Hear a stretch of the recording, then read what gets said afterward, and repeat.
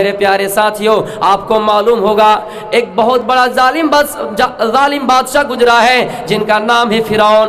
بہت بڑا ظالم بادشاہ لیکن ان کی بیوی جنتی ہے. آئے میری پیاری ماؤں بہنوں اس سے یہ نصیحت حاصل ہوتی ہے, اس سے سبق ملتا ہے کہ اگر آپ کا شوہر بھی آپ کو برائی کی طرف لے جاتا ہے, آپ کا شوہر بھی آپ کو نمازی نہیں بناتا ہے, اگر آپ کا شوہر بھی خراب ہے, آپ کا شوہر دیندار نہیں ہے, تو آپ یہ نہ سمجھے کہ ہمارا شوہر ہم کو نماز پڑھنے کے لیے نہیں دیتا ہے, ہم کیسے اللہ کی عبادت کریں. وہ فرعون جو اتنا بڑا ظالم بادشاہ جس نے کبھی مردوں کو قتل کر دیا, جس نے کبھی بیٹوں کو قتل کر دیا, عورتوں کو چھوڑ دیا, جس نے بہت سارے اسلام کو نقصان پہنچانے کے لیے, موسیٰ اور اس کی قوم کو نقصان پہنچانے کے لیے بہت ساری کوششیں کی, وہ فرعون میرے پیارے ساتھیوں جس نے بیک وقت آدھی دنیا میں حکومت کی, اس فرعون نے کہا اے لوگو, اے حامان ایک کام کرو, ایک بہت بڑی عمارت بناؤ, برج خلیفہ جیسے مکان بناؤ, ان کی اونچائی اتنی ہو کہ ہم اس پر چڑھ کے اللہ کو دیکھ سکے. یہ موسیٰ بڑے ہی چلاتے ہیں, موسیٰ کی قوم بڑے ہی چلاتے ہیں کہ اللہ آسمان پر ہے, ساتویں آسمان پر ہے, میں چڑھ کر اللہ کو دیکھنا چاہوں گا. حامان کو کہا برج خلیفہ بناؤ, حامان کو کہا کہ قطب مینار جیسی اونچی عمارت بناؤ, اس پر چڑھ کر ہم اللہ کو دیکھ سکیں گے. کیا ایسا ہو سکتا ہے؟ میرے پیارے ساتھیوں غور کیجئے, اگر اللہ کہتا ہے, نبی کی حدیث یہ کہتی ہے کہ جب میں کسی قوم کو گمراہ کرنا چاہوں گا تو ان کی عقل چھین لوں گا.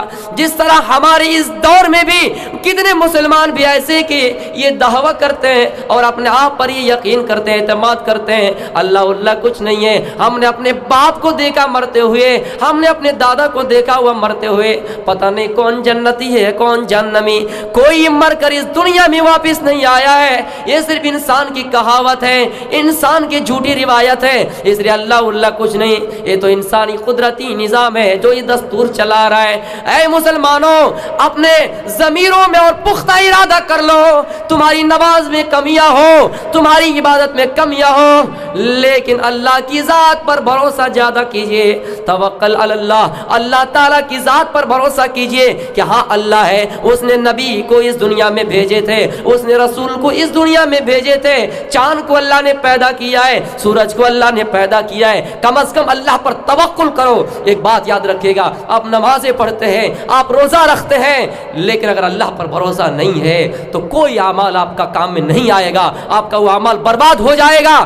شرط ہے کہ آپ اللہ پر پہلے ایمان والے بن جائیے, اس کے بعد عمل صالح کیجیے. قرآن میں آیا ہے آمنوا وعملوا الصالحات, پہلے اللہ کی ذات پر پختہ ایمان, پختہ ارادہ کہ اللہ ایک ہے, اللہ نے انسان کو پیدا کیا ہے, اس کے بعد عمل صالح. اگر آپ کہیں گے کہ عمل صالح کریں گے, آپ کہیں گے نیک عمل کریں گے, آپ کہیں گے کہ ہم نماز پڑھیں گے, آپ کہیں گے روزہ رکھیں گے, لیکن اللہ کی ذات پر یقین نہیں رکھیں گے, تو سمجھیے کہ آپ کا اعمال برباد ہو جائے گا. سمجھ جائیے کہ آپ کا اعمال برباد ہے. تو پتہ چلتا ہے کہ اللہ تعالیٰ ہے, لیکن کوئی انسان اگر یہ کہے کہ ہم اللہ کو دیکھنا چاہیں تو دیکھ نہیں سکتا ہے. میرے پیارے ساتھیوں یہ دماغوں سے یہ سوچ ہٹا دیجیے. اگنی میل پروہتم یجنس دیوم ریوتی چم او ترام رتن دھاتمم. منتر یہ کہتا ہے وہ ایشور ایسا ہوں گے جن سے پہلے کوئی نہیں ہوگا, جن سے پہلے کوئی نہیں ہوگا. آؤ میں نے قرآن کی ایک آیت پڑھی تھی, هو الاول والآخر والظاہر والباطن. وہ اللہ تو ایسا ہے جن سے پہلے کوئی چیز نہیں ہے. اے انسانوں, انسان کے پیدا کرنے سے پہلے بھی اور جنات کی تخلیق سے پہلے بھی اللہ تعالیٰ کا ذکر ملتا ہے. اللہ تعالیٰ ہے, آسمان کے پیدا کرنے سے پہلے بھی, زمین کے پیدا کرنے سے پہلے بھی اللہ تعالیٰ کا ذکر ملتا ہے. سب سے پہلے اللہ ہے اور سب سے آخر میں بھی اللہ رہے گا. اس کا کیا مطلب ہے؟ یہ دنیا جو آپ دیکھ رہے ہیں, اس دنیا کی سب جو ساداب میں آپ مبتلا ہے اور اسی دنیا کے فتنے میں آپ ڈوبے ہوئے ہیں, اسی دنیا کی کمائی میں آپ اتنا اتنا حریص اور لالچی بن گئے ہیں کہ آپ فکر آخرت کو بھولا بیٹھے ہیں، آپ اللہ تعالیٰ کی عبادت کرنا چھوڑ دیے ہیں اور اسی دنیا کی رنگ رلیوں میں اور مست و مگر ہو گئے ہیں۔ آئے میرے پیارے مسلمان بھائیوں، اب ذرا غور کرو کہ ہم اس دنیاوی زندگی کو زیادہ ترجیح دیتے ہیں لیکن آخرت کی زندگی کو ترجیح نہیں دیتے ہیں۔ اللہ فرماتا ہے یہ دنیا سرسبز و شاداب ہے لیکن اس دنیا کی فتنے سے بھی بچا کرو، فاتقوا الدنیا واتقوا النساء، اس دنیا کے فتنے سے بھی بچا کرو اور عورتوں کے فتنے سے بھی بچا کرو۔ یہ دنیا ایک دن ختم ہو جائے گی، ایک دنیا ایک دن فنا ہو جائے گی۔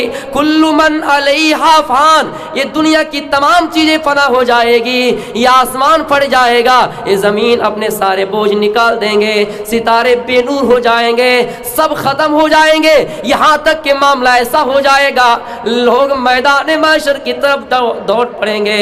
یوم یخرجون من الاجداث سراعا کانہم الی نصب یوفضون۔